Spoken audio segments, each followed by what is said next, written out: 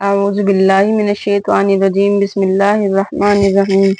حضور صلی اللہ علیہ وسلم نے اپنے صحابہ کے لیے مال کی کثرت کو پسند نہ فرمایا۔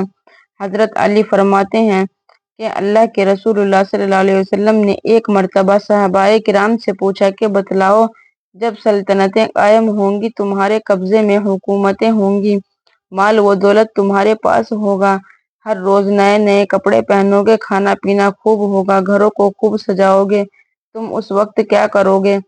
تو صحابہ کرام نے عرض کیا کہ اے اللہ کے رسول اللہ صلی اللہ علیہ وسلم، اے اللہ کے رسول، جب ہمارے پاس مال و دولت ہوگی اور ہمیں فراغدنی حاصل ہوگی تو ہم اللہ کی عبادت کے لیے، اللہ کی اطاعت کے لیے فارغ ہو جائیں گے اور زیادہ سے زیادہ اللہ کے بندگی کریں گے۔ اللہ کے رسول صلی اللہ علیہ وسلم نے فرمایا،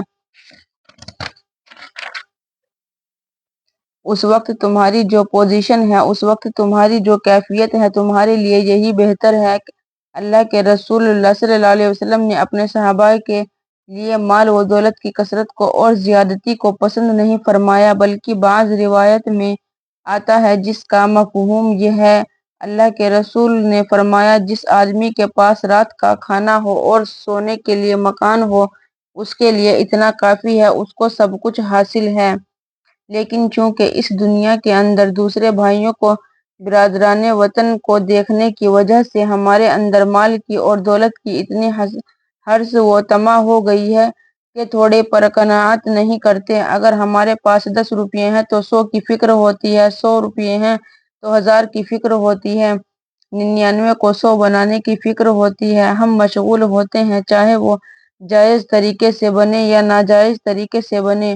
اگر ایک مکان ہے تو 2 مکان کی فکر ہوتی ہے، ایک بھینس ہو تو 2 بھینسیں کی فکر ہوتی ہے، 2 بیل ہو تو 4 بیل کی فکر ہوتی ہے، ایک ٹریکٹر ہو تو 2 ٹریکٹر کی فکر ہوتی ہے، ایک گاڑی ہو تو 2 گاڑی کی فکر ہوتی ہے۔ غرضے کہ زندگی کی جتنی بھی چیزیں ہیں ان میں یہ سوچتا ہے کہ اور ترقی ہو جائے اور بڑھوتری ہو جائے، مگر ایسے اللہ کے بندے جن کو اللہ نے اتنی روزی اور اتنی دولت دی ہے کہ وہ اپنی زندگی صحیح طریقے سے گزار سکیں، وہ صحیح طور سے عبادت کرتے ہیں، وہ اللہ کا شکر ادا کرتے ہیں اور اللہ نے جو دیا اسی پر قناعت کرتے ہیں۔ اللہ تعالیٰ نے ہم سب کو جتنا دیا ہے اس کی قدر کرنے کی توفیق عطا فرمائے۔ اللہ تعالیٰ ہم کو اتنا دیتا رہے جس سے ہم کسی کے سامنے ہاتھ پھیلانے والے نہ بنے، بلکہ ہماری روزی کا، ہمارے رزق کا اللہ تبارک و تعالیٰ اتنا انتظام فرما دیں کہ ہم اپنی زندگی کی ضروریات کو آسان کے ساتھ پورا کرتے رہیں اور اللہ کے بھی حقوق پہنچاتے رہیں، بندوں کے بھی حقوق پہنچاتے رہیں، اور اپنی سرکشی سے، اپنی نادانی اور اپنی نافرمانی سے، دوستوں پر، محلے والے پر، پڑوسیوں پر ظلم کرنے سے اللہ تعالیٰ ہم سب کی حفاظت فرمائے۔ اللہ تبارک و تعالیٰ نے قرآن کریم میں جو اللہ کا آخری کلام ہے اور اللہ کی آخری کتاب ہے، اس میں اپنے بندوں کی کچھ خصوصیات بیان کی ہیں۔ اللہ کے خاص بندے اور اللہ کے محبوب بندے کون ہیں؟ یوں تو سارے ہی اللہ کے بندے ہیں، اللہ نے سب کو پیدا کیا ہے، لیکن کچھ خاص ہوتے ہیں جو فرما بردار ہوتے ہیں، جو بات ماننے والے ہوتے ہیں۔ باپ کی اولاد سب ہوتی ہے، لیکن کچھ خاص ہوتے ہیں جو فرما بردار ہوتے ہیں، بات ماننے والے ہوتے ہیں، کسی سے خاص پیار ہوتا ہے۔ اسی طرح سارے انسان اللہ کے بندے ہیں، چاہے وہ مسلمان ہو یا غیر مسلم، کافر ہو یا مشرک، سب کے سب اللہ کے بندے ہیں۔ لیکن اللہ کے خاص بندے کون ہیں؟ جن سے اللہ محبت کرتا ہے اور اللہ جن کو پسند کرتا ہے۔ کچھ ایسے محبوب بندے بھی ہیں اور ان کی کچھ خصوصیات ہیں۔ اللہ کے محبوب اور مقبول بندے بننے کا کیا معیار ہے؟ ظاہر ہے کہ اس دنیا کے اندر کسی کو کوئی چیز پسند ہے، کسی کو نمکین پسند ہے، کسی کو بریانی پسند ہے، کسی کو زردہ پسند ہے، کوئی پڑھا لکھا ہے تو پڑھے لکھے ساتھی سے دوستی کرتا ہے، کوئی جاہل ہے تو اپنے جاہل ساتھی سے دوستی کرتا ہے، کوئی خوبصورت ہے تو خوبصورت سے دوستی کرتا ہے۔ جس کا جو معیار اور جس کا جو مستوی ہے، وہ اپنے ہم جنس اور اپنے معیار کے آدمی سے دوستی کرتا ہے۔ تو اللہ تبارک و تعالیٰ جو حکم الحاکمین ہے، وہ سب کو پیدا کرنے والا ہے، اس نے سارے انسانوں کو پیدا کیا ہے، تو سارے انسان اللہ کی مخلوق ہے، مگر اللہ نے قرآن میں بیان کیا ہے کہ مجھے کون لوگ زیادہ پسند ہیں۔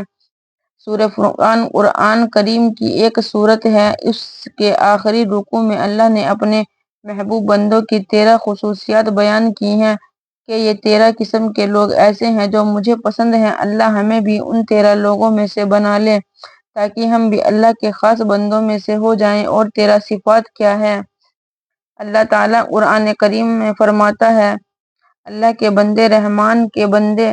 سب سے پہلے اللہ نے یہ صفت بیان کی کہ عبودیت کی، بندگی کی، جس کے اندر بندگی پائی جائے، جو اپنی عبودیت کا، اپنی غلامی کا اظہار اور اقرار کرے، ورنہ تو سارے انسان اللہ کے بندے ہیں۔ اللہ کو کون کون لوگ پسند ہیں؟ اللہ نے اس آیت کے اندر فرمایا ہے کہ رحمان کے بندے، جن کے اندر عبودیت ہو، جن کے اندر بندگی ہو، جو اللہ کو ماننے والے ہوں، اللہ نے جن چیزوں سے منع کیا ہے اس سے رکتے ہوں، ایسے بندے اللہ کے بندے ہیں۔ جو اللہ کی مان کر چلتے ہوں، رحمان کے بندے ہوں، اور بندگی کا جو پہلو ہے اس سے سمجھتے ہوں کہ ہم کو کوئی نہ کوئی پیدا کرنے والا ہے، ہمارے اور اوپر کوئی ذات ہے جس نے زمین کو بنایا، آسمان کو بنایا، چرندے پرندے کو بنایا اور کائنات کی تمام چیزوں کو بنایا، جس نے انسانوں کو بنایا۔ وہ خالق، وہ رحمان جو سب پر رحم کرنے والا ہے، سب پر شفقت کرنے والا ہے، جس کی رحمت، جس کا کرم ماں باپ سے زیادہ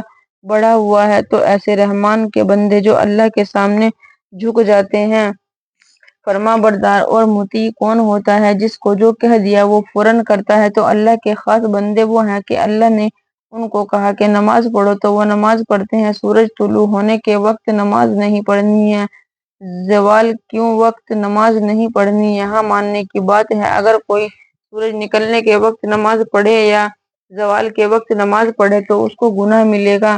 اللہ نے کہا نہیں پڑھنی ہے تو بس نہیں پڑھنی ہے۔ یہ بندہ ہے، اللہ کے کہا فلاں فلاں وقت میں نماز پڑھنی ہے تو پڑھنی ہے۔ اللہ نے کہا مغرب میں 3 رکعت نماز پڑھنی ہے تو کوئی 4 رکعت پڑھ لے تو گناہ ملے گا۔ مغرب میں 3 کے بجائے 4 پڑھیں، یا انسان اپنی عقل سے چلے اور 4 رکعت پڑھے تو یہ غلط ہے، یہ گناہ ہے۔ اللہ کہتا ہے نہیں، ہماری مانو تو یہ اطاعت اور فرما برداری ہے۔ فجر میں 2 کے بجائے کہیں کہ میں 4 پڑھوں گا، 2 میں کیا ہونے والا ہے؟ تو انہیں اپنی چلانی ہے بلکہ اللہ کی ماننی ہے۔ اللہ کا حکم ہے کہ 2 ہی پڑھنی ہے، بس 2 ہی پڑھو، زیادہ پڑھیں گے تو گناہ ہوگا۔ بس یہاں ماننا ہے، اس ماننے کا نام عبودیت اور بندگی ہے۔ نہیں مانتا تو وہ اللہ کا بندہ نہیں ہے۔